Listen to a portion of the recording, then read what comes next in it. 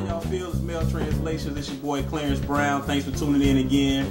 My co-host, comedian Marlon Maxwell, is not in at the moment right now. My boy is studying his lines for this movie, upcoming movie, Nuts, the flick, the movie. So please check that out. Support my man Marlon Maxwell. We supporting you over here at Male Translations. But tonight, we got a special guest. We got my boy Brian Dozier. He's a pastor here in Tampa. Very powerful brother.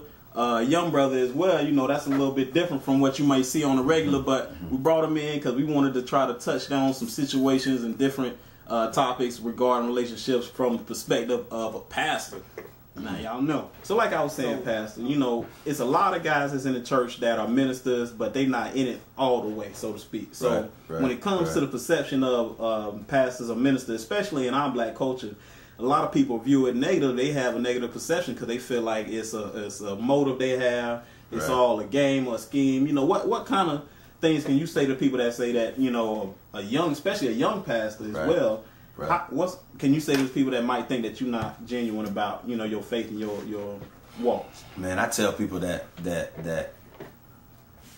you gotta go for yourself, man. Like don't fall into the trap of like hating on somebody, you know. And I gotta be honest with you. You gotta tell me who you want to talk to. You gotta tell me you want to talk to Pastor Dozier, because they're two different people. Nah, I'm talking to Dozier right now, but because Dozier tell you, man, I don't care what he trying to do. That man trying to do something better in his life, and trying to get to Christ. He may be confused about if he's supposed to be a pastor, leader, or whatever he's doing. But man, he trying to seek God, and you ought to shut your mouth and thank God that he ain't in the streets no more. He trying to do something. Now that's just Dozier talking. Right. Okay. Now, Pastor Dozier tell you, yes, a whole lot of shady stuff going in because people see church as a come up. People see church as a place where people come and there's been a lot of pastors who's messed it up for young guys like me. They've gotten off with finances and other stuff, and they've hurt the perception of the church. But at the end of the day, he's a man of God, a woman of God. He ain't God. You know what I mean? And so I guess what makes me different is I don't play into that role. I tell people more about my mistakes probably than anything else. I take a different approach. And so I do get it that a whole lot of people have made it bad. But I always tell people, well, if you think that it's something could be wrong, how about you get close enough to God yourself so you can be able to rightly divide the word of truth and find out if he really that way or not, because you could be off. Right. You never have any deacons that go on the plate from time to time? No, man, I don't play that. No, not for me. Now I done heard churches that do it, but in my ministry, we don't play that, man. You know, and maybe because I'm really transparent, people know I go all the way. Like, I mean, I die for what I do. I'm the guy up 3, 4 in the morning trying to figure out a better way that we can make things work. And so that's what's up. I wish the deacon would, you know what I mean? But I ain't got that. But you know it's out there, man. You got some of them churches, like, you know, you go there. Preachers of LA now. And man, I see some of them preachers, they living better than some of these presidents. Oh, they living good. Now, I ain't lying. Now, I seen one pastor, he drive a Benz, got in a 2, 3 story. Now, I ain't saying that you can't have nice things, right? But I'm like, man, come on now.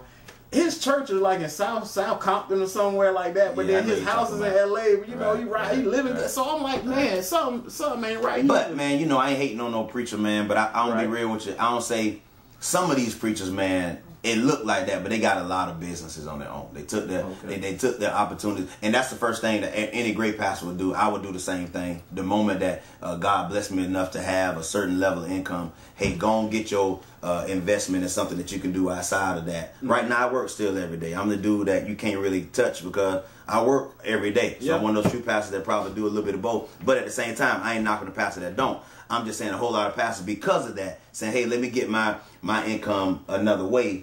Just so when everything hit the fan, and the guy you talking about, he actually, man, own a couple of strip malls. I know exactly what you're talking about. On Preachers LA? Yeah. So I check I check it all out too. So he ain't splitting the money, okay, the church go here, 2 for me. One for the church, one for me. They don't be doing that. No. Okay. Well, I don't know, but I'm just saying, from what I do know, that he has record of having on his own, you know. Now y'all know it be some pastors out there like that. Now, it's a bunch of them. But some of them, like your mama say, bootleg. They bootleg pastors. Right. Yeah. Well, she say bootleg because they don't have the the credentials enough. They just I can tell you what scripture say what. Right. And that's all I need to know to be able to minister to you and tell you why you need to do X, Y, Z. Right. You know what I mean? So, all right, this is one of the other questions, right? When it comes to sex and marriage. Now, you know pastors already feel like, you go to church and they say this, okay, you're not supposed to have sex till you get married. Right. What's Dozier's response to that? Oh, that's true. I mean, Dozier's response is say, hey, you really shouldn't do that. You know, no, let me tell you. I mean, on the real, man. I'm be real with you. I'm just being real. I done been that dude. I mean, hey, my wife and I was a baby. Gotta keep it 100 male translation, man. Yeah, I got to. My wife and I is my wife, but she was a baby mama at one time. We wasn't married, you know what I mean, whatever. But I will be real with you, man. If you're a man out here now and I can talk to you, I'll keep 100 with you. The moment you have sex with a woman, you ain't thinking about wife. What you mean? What? You ain't thinking about wife. I'm loving you like you, my wife. This is what I'm saying. This is what I'm saying. The moment a man has sex with a woman, he took some wife off him. She lost something. You got to elaborate. Go ahead, player. Let me tell you why. Now, Pastor Dozier got to get on the phone. Pastor, because the reality of it is, for every man, when we're a little boy, when a little boy 15, he kissed a girl, the girl in love when she kisses, but the little boy, you already know. You felt like, man, I got off. Yeah. And so my point is, though, for a man, the moment he can have sex with a woman and ain't marry her, he gets more confused. He gets more confused because ultimately marriage is of God. And I know I ain't trying to preach to you right now, but I'm telling you, because it is of God. The problem is we do it and we love it. And of course, so we feel like you love the girl too. But at the end of the day, you more confused by her. You more confused because it's hard to do that. But until she had gave it to you, you had kind of honored her. You was taking out here. You was doing this here. You had a different, purer look about it. Right. Once you have sex with her, you want more sex. Yeah. And so, I hate to say it, you just, you don't really see wife. Yeah, that's all you want is more sex. Yeah. Now, I'm not going to preach to y'all, but I'm going to give y'all experience on mine. Now, I was with this girl before my wife where she used to say this to me. She'd be like, man, how come every time you come around here, all you want to do is have sex? Oh, yeah. And I used to think about it. I'm like, well, shoot, I mean, I ain't never know it was like that, but, you're probably right. Now, and it's funny that you say that because when I met my wife, she was a little more guarded in that aspect, and so we didn't, have sexual relations as quickly. But with that being said, though, because of it, I was able to get more of a connection and bond with her as a person and know her genuinely before we ever took that stuff. Right. Now, the girl before, when it came to the sex, it was right off the bat. Right. So then now that became a norm to me. Right. Okay, this is what it's supposed to be. Right. And so it makes sense, man. It really makes sense as far as like when you with somebody and like before the sex happens, like you say, you got a pure outlook on her. You really able to see what she about, what her motives are, what you find interesting in her, what you really like about her before all that other stuff cloud it's really, and then be real with you, I ain't trying to go there with you, but on the real, it's just right. Meaning, I ain't trying to preach, but I'm a preacher. Gotta do this. The Bible say the woman was bone. Adam said she was bone of my bone, flesh of my flesh. Watch this. Bone of my bone, flesh of my flesh. That means you got to see the bone first. If a woman allow a man to see the bone first, that means you got to really try to get to know me.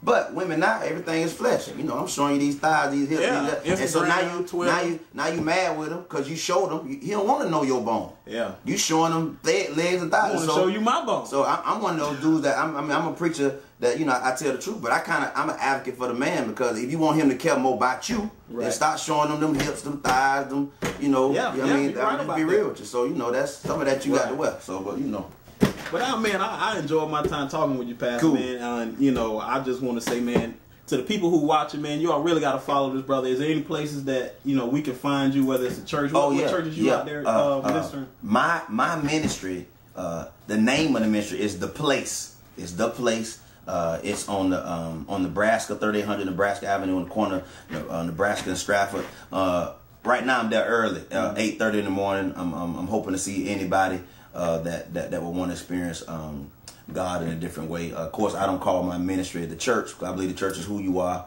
not where you go. Man, and so I'll be there 8:30 every Sunday to the bus out to Jesus come back. What time your church let out? Because it be them black churches be letting out right before the club let out. Yeah. My goal is, man, to be shut down and out the door at 10 o'clock, by 10. What you mean, 10 o'clock at night? 10 o'clock in the morning. Go ahead on, man. Nobody at church. Okay. Well, I ain't know. I'm just saying, I ain't know. You said 10, but you ain't specified AM, PM, so I need to clear. We ain't got them lock-in hostage services that we have. It be like that, man. Yeah. That's what. Now, the churches I can't go to, it ain't because I don't like the service, but hey, man, shoot. Church be too long, man. You got to pack a lunch. 2 off days. Yeah, you got to pack a lunch and feed the kids before you go and all that stuff. They be my mom. I want to go home. Yeah. Shut up. We got church one too, of these mints. Yeah. We ain't got no mint lady at our church though. No mint lady yet. Y'all need to get a mint lady. Every church gotta have a mint lady now. Yeah. My mama was the mint lady. She had the mints, the gummies. She had everything. The Star Crunch in her purse. But we're not gonna touch on that right now. But we just want to say, man, thanks y'all for tuning in for another episode, man. Let us know how y'all feel about some of the stuff we talked about. If y'all want to ask the pastor some questions in the comment box or either on Facebook or Twitter, go ahead and leave those comments, man. We really appreciate that and enjoy those. So keep sending them. And we just want to say we'll see y'all next week. It's Male Translations. Your host Clarence Brown signing out, and Pastor Brian Dozier here. Hey, we go ahead. Oh no, man, you got something you want to say? No, I just I kind of go by just Pastor Dozier. Okay, my fault, my bad. We cool? We still? That's like my whole government. That you just you right about that. I'm okay with that. Tax fraud everywhere down here in Tampa now. Yeah, they be doing drops and everything. Yeah, it's rough. Right, they give you a whole name. They be done got everything. Yeah. All right, well y'all see us again next week. Thanks again. Like I said, Male Translation signing out. It's boy Clarence Brown, Pastor Dozier here with me. Thank y'all again. We'll see you again. Peace.